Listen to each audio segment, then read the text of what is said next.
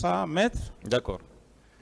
Alors, s'il se trouve que ce n'est pas vous qui leur avez amené à Massanta, à Gekedou et à Zérékoré pour faire campagne pour vous, pourquoi vous ne les avez pas limogés pour faute lourde à l'époque? Oui, mais... Les deux ministres. Oui, maître. Et ce n'est pas à moi de limoger. Si.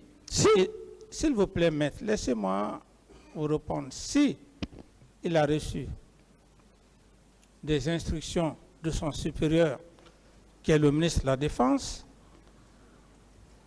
pour un objectif bien déterminé, j'estime à cette époque que ça ne pouvait être que le ministre de la Défense, parce que c'est lui qui les a envoyés. Parce qu'un officier supérieur ne peut pas se déplacer dans une telle situation sans un ordre de mission. Je parle du ministre de la Défense et du ministre Papakoli. Pourquoi vous ne les avez pas limogés pour faute lourde? Parce qu'ils sont allés faire campagne pour vous sans vos instructions, sans un ordre de mission. Pourquoi vous ne les avez pas limogés? Oui, maître, on ne fait pas un limogeage comme ça. Et si le ministre de la Défense, l'homme auquel je lui ai porté toute ma confiance, et qui est parti dans mon PV, je l'ai dit, c'est après les événements du 28 septembre que j'ai eu le doute. Pourquoi vous ne les avez pas limogés? C'est ça sa question. Que pourquoi je ne les avais pas limogés? Je ne pouvais pas le limoger du moment qu'il était avec un des ministres. J'attendais juste voir clairement, et surtout que les événements du 28 septembre se sont passés. J'ai été convaincu à suffisance que c'était un chemin, un plan caché.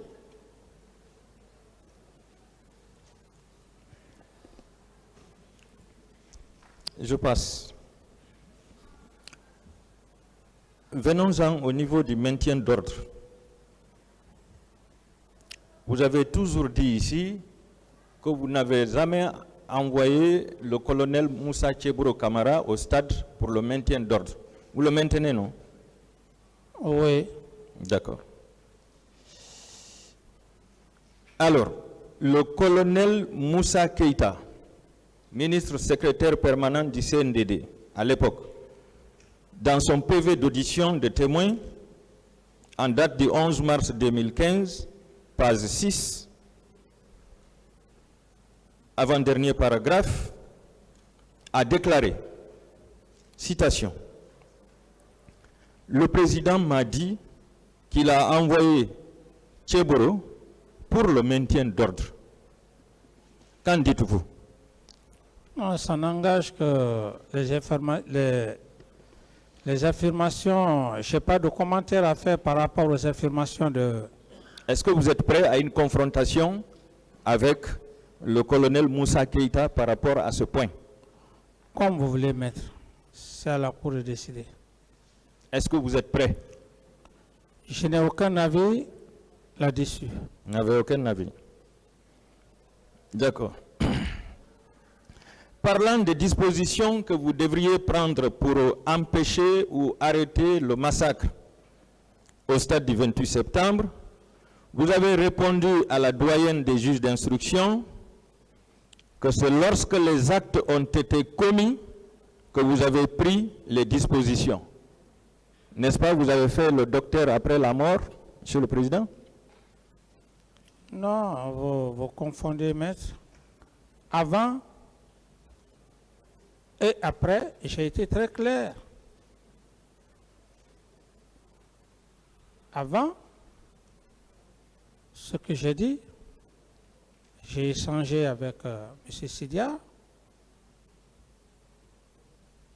et bien avant ça, il y avait eu des médiations entre les religieux et certaines personnes morales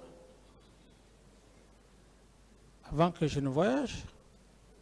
Après les événements, les faits crapuleux. Et j'ai pris des décisions, j'ai pris des dispositions du moins. Lesquelles dispositions j'en ai déjà parlé, maître. Vous confirmez que c'est vous qui l'avez dit? Confirmer quoi, maître? C'est que la doyenne, c'est que la doyenne a dressé dans le PV de déposition de témoins. Vous avez dit que c'est lorsque les actes ont été commis que vous avez pris des dispositions. Oui, mais ça c'est... C'est vrai, non? Oui, mais quand les actes ont été commis, les actes crapuleux ont été commis, je ne pouvais pas rester assis. Ça veut dire qu'au moment des actes, vous n'aviez pris aucune disposition. Au moment des actes, maître, comme je l'ai dit, il faut être Dieu pour savoir ce qui allait se passer. Il faut être Dieu pour le savoir. Non, votre chef d'opération vous a informé au moment où la manifestation se déroulait, au moment où le massacre se faisait. Quelle disposition aviez-vous prise? Est-ce que si mon chef d'opération, comme vous l'aviez dit, quelle autre disposition devrais-je prendre du moment que il y avait la gendarmerie, la police, le maintien d'ordre, plus d'autres dispositions à prendre? Parce que c'est leur mission, c'est une mission régalienne. Je passe, Monsieur le Président. Est-ce que pour vous, la manifestation du 28 septembre était légale? Vous dites? Est-ce que selon vous, la manifestation du 28 septembre était légale? Du moment que l'autorité avait déjà pris la décision de faire de cette journée une journée historique, qui n'est ni pour moi, qui est pour toute la nation. Si cela s'est passé, j'estime que c'est à la Cour d'apprécier. Vous n'avez pas de réponse. Est-ce que vous savez que les forces vives avaient adressé un courrier à monsieur le maire de Dixine en date du 23 septembre 2009 pour l'informer de l'organisation des meetings au stade du 28 septembre? Est-ce que vous êtes au courant de ce courrier? Non. Vous n'êtes pas au courant? Non. Est-ce que vous savez que le maire ne s'était pas opposé à la manifestation? Oui, comme vous le dites. Est-ce que vous savez que les forces vives avaient adressé le même courrier à monsieur le ministre de la Jeunesse et du Sport à l'époque pour demander la mise à disposition du stade? Je n'ai pas vu cette correspondance. Vous n'êtes pas au courant? D'accord. Je vous informe que le ministre du Sport n'avait adressé aucune réponse face à cette demande. Est-ce que, avec la délégation de pouvoir, vous n'avez... Non, ce n'est pas la question. Savez-vous qu'avec la délégation de pouvoir, vous n'aviez pas le pouvoir de vous prononcer sur l'acceptation ou non de la manifestation? Vous parlez de délégation de pouvoir. C'est votre conseil qui a Oui, s'il vous plaît, maître. évoqué ça ici. S'il vous plaît. Délégation de pouvoir, j'ai expliqué, un ministre, il est nommé par un chef d'État. Donc, un président ne peut pas jouer tous les rôles d'une nation. Ne peut pas se substituer à la place du ministre de l'Éducation, du ministre de la Justice et de tous les départements. Voilà. C'est ce qu'on appelle délégation de pouvoir. Voilà. Parce que lui seul, il ne peut pas le faire, maître. Est-ce que vous savez que le maire est élu par le peuple? Oui, c'est ce que j'ai dit, maître. Voilà. Est-ce que vous savez qu'il relève des attributions du maire d'accepter ou de refuser une manifestation? Je suis d'accord. Voilà.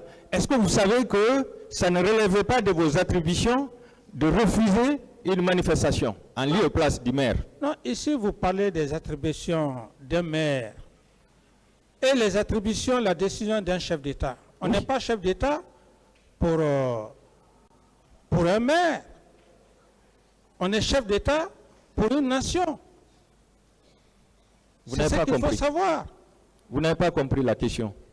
Je dis bien, à partir du moment où il relève des attributions du maire d'accepter ou de refuser l'organisation d'une manifestation, est-ce que vous savez que vous n'aviez aucune attribution, aucun pouvoir pour s'opposer à l'organisation d'une manifestation en tant que chef de l'État? Je dis bien et je réitère, un chef d'État, ce n'est pas un chef de quartier.